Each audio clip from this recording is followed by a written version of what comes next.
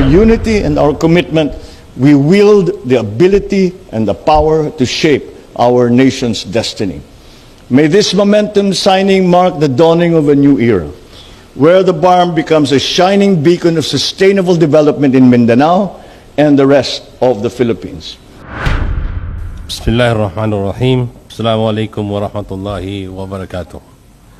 Mr. President, and cabinet members, and guests, I am delighted to join you today for the ceremonial signing of the Intergovernmental Energy Board Circular on the joint awarding of petroleum service contracts and coal operating contracts in the BANGSAMORO Autonomous Region.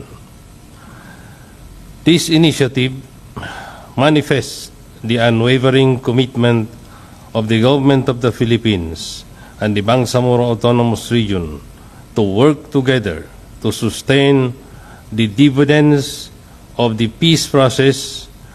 This endeavor will indeed mark a new age of development for the BANGSAMORO people at a time when we are sailing across the transition period.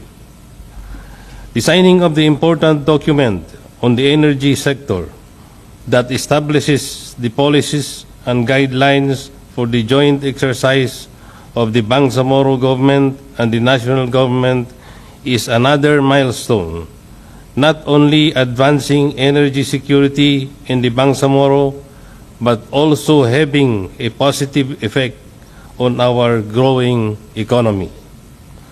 I commend the members of the Technical Working Group on Upstream Conventional Energy Resource Development and the Intergovernmental Energy Board under the steadfast chairmanship of Energy Secretary Rafael Lutella of the National Government and Minister Ahmad Brahim of the BANGSAMORO government.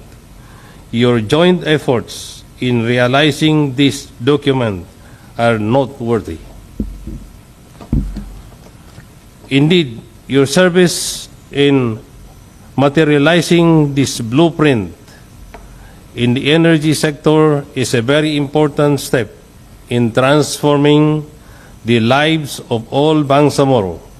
As you are all aware, this undertaking is part of the 12-point priority agenda of the government of the day in ensuring that there is adequate, clean, environmentally friendly, and secured energy across the BANGSAMORO.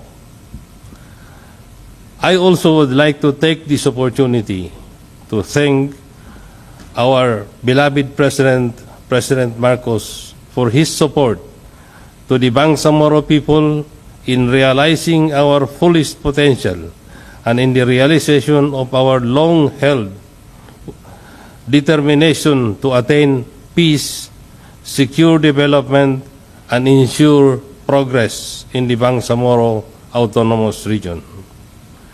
As we witness the ceremonial signing of this circular, let us renew our commitment to continue building a cohesive, empowered, and progressive BANGSAMORO Autonomous Region, one that is centered on moral governance. I am hopeful that after this, the concerned agencies will carry on fulfilling the deliverables of the board circular.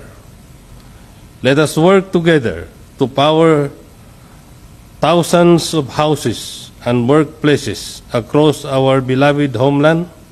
Let us fulfill our mandates for the BANGSAMORO people by uplifting and transforming their lives with positive developments. Let us join hands in creating an energy-secure BANGSAMORO. Shukran, wabillahi taufiq wal hidayah. Wassalamu alaikum warahmatullahi ta'ala wabarakatuh. Thank you, Chief Minister Ibrahim. At this point, we shall now proceed with the ceremonial signing. May we invite Mr. President to witness the ceremonial signing of the Intergovernmental Energy Board Circular on the joint award of petroleum service contracts and coal operating contracts in the Bangsamoro Autonomous Region of Muslim Mindanao, to be signed by Energy Secretary Rafael Lutilla and Mineral Minister Ahmad Brahim.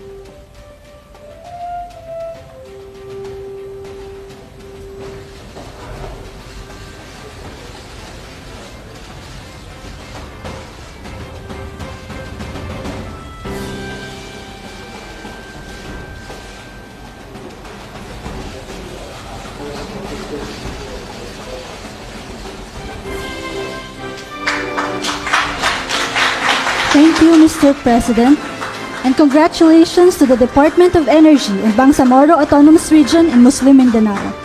At this juncture, may we invite the President to give us a message.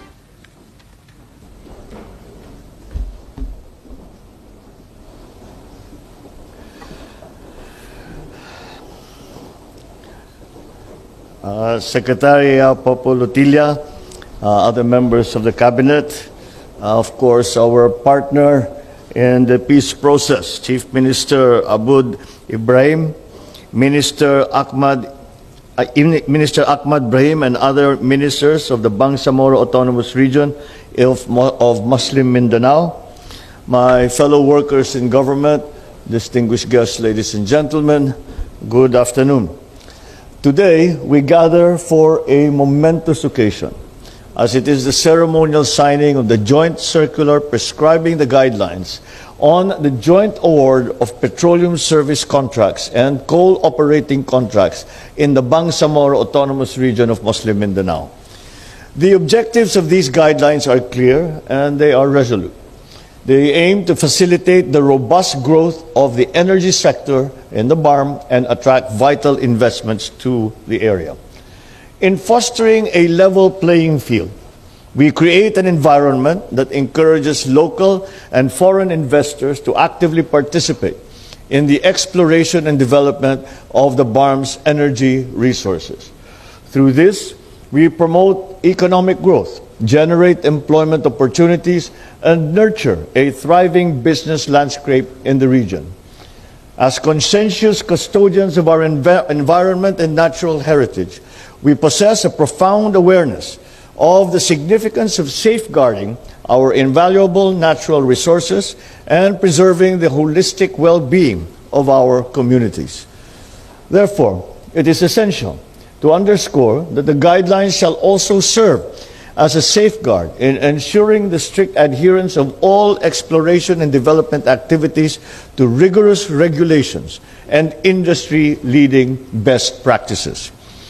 These guidelines demonstrate our resolute commitment to responsible stewardship, ecological sustainability, and the cultivation of a vibrant energy sector.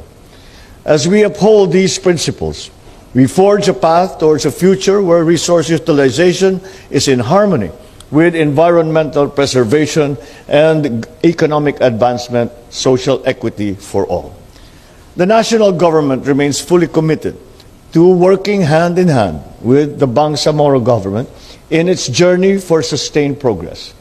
The Bangsamoro Organic Law empowers both the national and the Bangsamoro government to jointly grant rights, privileges, and concessions for the exploration, development, and utilization of uranium and fossil fuels within BARMM.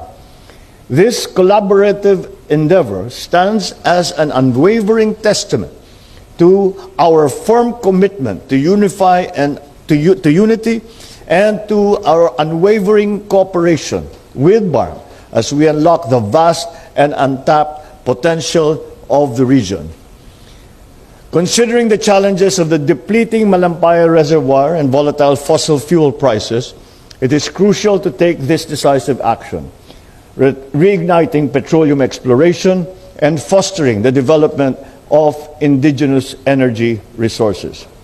Ensuring security and self-sufficiency of our nation's energy supply is not an option, it is an imperative, a solemn duty to our people, our nation, and future generations. And finally, we see very much that the autonomous regions of Muslim Mindanao are part of the development process of the Philippines. And we have heard the expression many, many times that Mindanao is the promised land, except for the peace and security situation that prevailed in the past. Well, this is the beginning of that fulfillment of that promise. The reserves that have been identified in the area have been an enormous asset that we have been unable to exploit, not only for the Republic of the Philippines, but certainly for the autonomous region. And it was not an easy process. It took a great deal of hard work from both sides, from the national government and certainly from our transition authority in the BANGSAMORO autonomous region. And the reason why this is because in a very real sense, we are inventing a new system of government between the national government and the autonomous region.